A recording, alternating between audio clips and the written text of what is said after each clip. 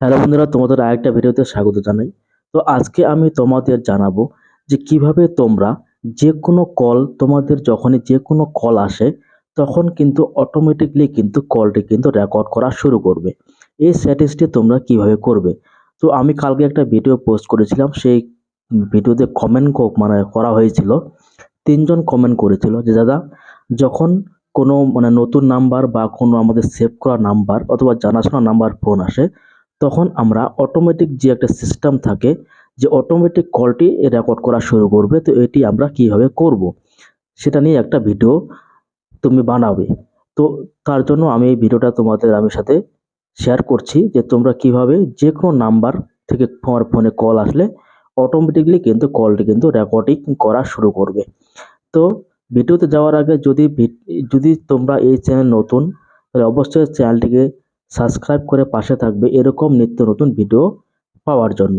তো আর কথা না বাড়িয়ে চলে যাচ্ছে মূল সেটিংয়ে, যে কিভাবে তোমরা এই কাজটি করতে পারবে। এর জন্য তোমাদের ফোনের যে ডায়াল কিপ্যাড রয়েছে এখানে তোমরা ক্লিক করবে। এখানে ক্লিক করলে উপরে তোমরা যদি থ্রি ডট যে তিনটি অপশন দেখতে পাচ্ছেন, এখানে গিয়ে তোমাদের কিন্তু ক্লিক করতে হবে।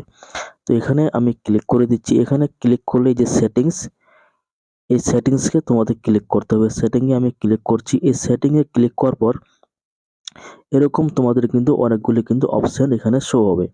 তো এখান থেকে তোমাদের যে কাজটি করতে হবে, এখান থেকে তোমাদের যে এই যে কল রেকর্ডিং, এই কল রেকর্ডিং এ কিন্তু ক্লিক করতে হবে। যে কল রেকর্ডিং, এই কল রেকর্ডিং এ ক্লিক করতে হবে।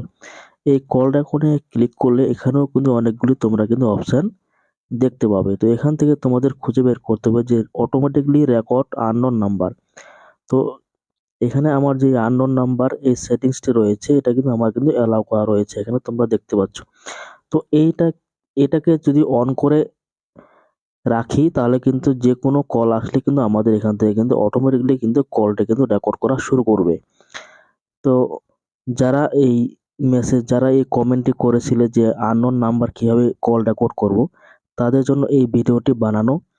তো আশা করি এই ভিডিওটা বুঝতে পেরেছো যে কিভাবে সেটিংটি অন করতে হয়। তো আজকের এই ভিডিওটা এই পর্যন্তই।